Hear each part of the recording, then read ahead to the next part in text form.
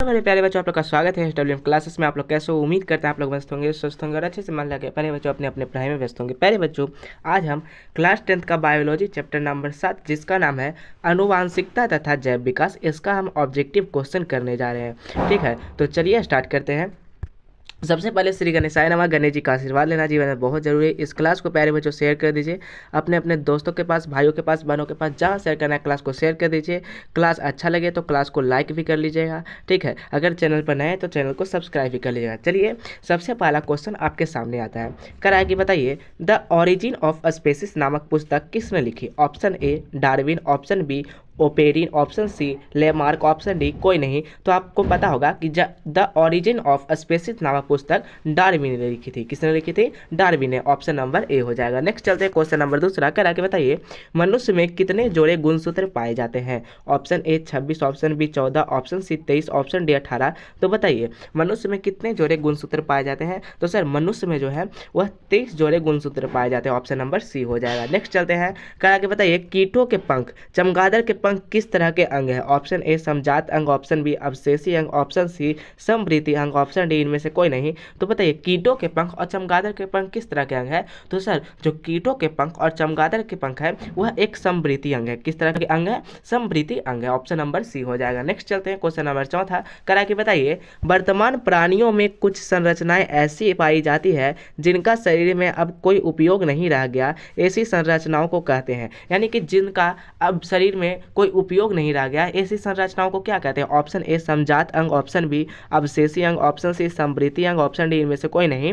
तो जिनका अब उपयोग नहीं रह गया उसे हम प्यारे बच्चों अवशेषी अंग कहते हैं। ऑप्शन नंबर बी हो जाएगा। नेक्स्ट चलते हैं। क्वेश्चन नंबर 5वां करें बाबू कि बताइए, जीन शब्द की प्रस्तावना किसने की? Option A Watson, option B बेंटेन, option C Mendel, option D इनमें से कोई नहीं। तो जीन शब्द की प्रस्तावना किसने की थी? तो जीन शब्द की प्रस्तावना करने वाले थे विलहेल्म जोहानसन। याद रखिएगा, कौन थे? Wilhelm Johansson. उन्होंने जीन शब्द की प्रस्तावना की थी। तो इसमें क्या आ जाएगा? ऑप्शन नंबर डी इनमें से कोई नहीं। नेक्स्ट चलते हैं। नेक्स्ट क्या बताइए, कौन सा वैज्ञानिक मेंडल के नियमों की पुनः खोज से संबंधित है? ऑप्शन ए सरमक, option B Lamarck, option C Darwin, option D Linnaeus. तो बताइए, कौन सा वैज्ञानिक है जो मेंडल के नियमों से पुनः खोज से संबंधित है? तो वो होगा सरमक। कौन होगा? सरमक। ऑप्शन नंबर ए हो जाएगा। नेक्स्ट चलते हैं। क्वेश्चन नंबर 7वां बताइए, गुणसूत्र बने होते हैं? ऑप्शन ए डीएनए के, ऑप्शन बी डीएनए आरएनए के, ऑप्शन सी डीएनए तथा protein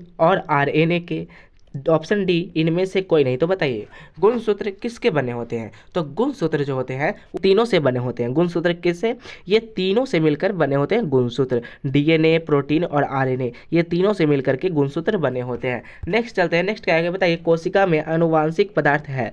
option A DNA, option B गुणसूत्र, option C gene, option D हरित लवक। तो बताइए, कोशिका में आनुवांशिक पदार्थ कौन सा है? तो कोशिका में जो आनुवांशिक पदार्थ है वो है डीएनए। कौन है? वो डीएनए। ऑप्शन नंबर ए हो जाएगा। नेक्स्ट चलते हैं। कर आगे बताइए, जीन शब्द किसने प्रस्तुत किया? Option A Johnson, option B Lamarck, option C Mendel, option D Griffith. तो बताइए, जीन शब्द का प्रस्तुत किसने किया? जीन शब्द किसने प्रस्तुत किया? तो सर अभी हम थोड़ा देर पहले आपको बताएं बाबू, अभी हम थोड़ा देर पहले बताएं कि जीन शब्द का प्रस्तुत किसने किया। तो सर जीन शब्द का जो प्रस्तुत थे वो जॉनसन ने किए। कौन? ऑप्शन नंबर ए हो जाएगा, जॉनसन ने किए। नेक्स्ट चलते हैं। करा के बताइए, मलेरिया उत्पन्न करने वाला मच्छर यानी कि मादा एनोफिलिस किस तरह के जल में उत्पन्न होता है? ऑप्शन ए साफ जल, ऑप्शन बी गंदा जल, ऑप्शन सी मीठा जल, ऑप्शन डी इनमें से सभी। तो बताइए, मलेरिया उत्पन्न करने वाला मच्छर किस जल में पाया जाता है? तो मलेरिया उत्पन्न करने वाला मच्छर गंदा जल में पाया जाता है। किस जल में? गंदा जल में पाया जाता है। नेक्स्ट चलते हैं। करा के बताइए,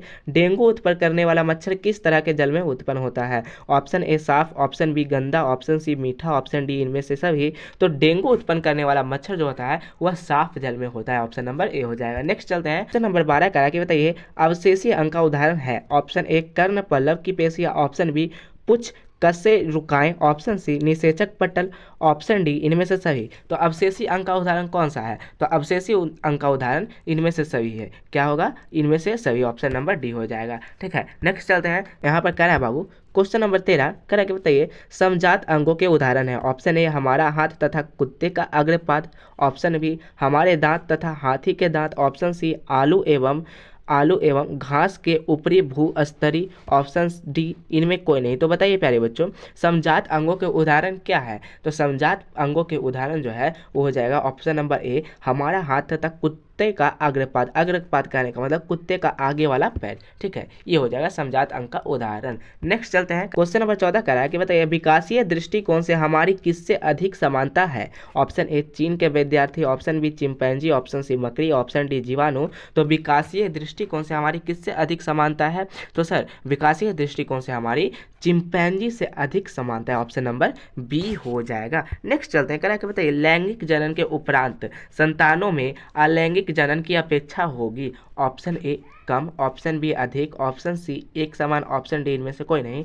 कह रहा है कि लैंगिक जनन के उपरांत संतानों में अलैंगिक जनन की अपेक्षा क्या होगी? तो सर लैंगिक जनन के उपरांत संतानों में अलैंगिक जनन की अपेक्षा वहाँ पर अधिक हो जाएगी, ऑप्शन नंबर बी हो जाएगा। नेक्स्ट चलते हैं, 16 करा है कि बताइए क्वेश्चन नंबर 16, मेंडल ने अपने प्रयोगों के लिए किस पौधे को चुना? ऑप्शन ए मटर, ऑप्शन बी चना, ऑप्शन सी सेम, ऑप्शन डी इनमें से कोई नहीं।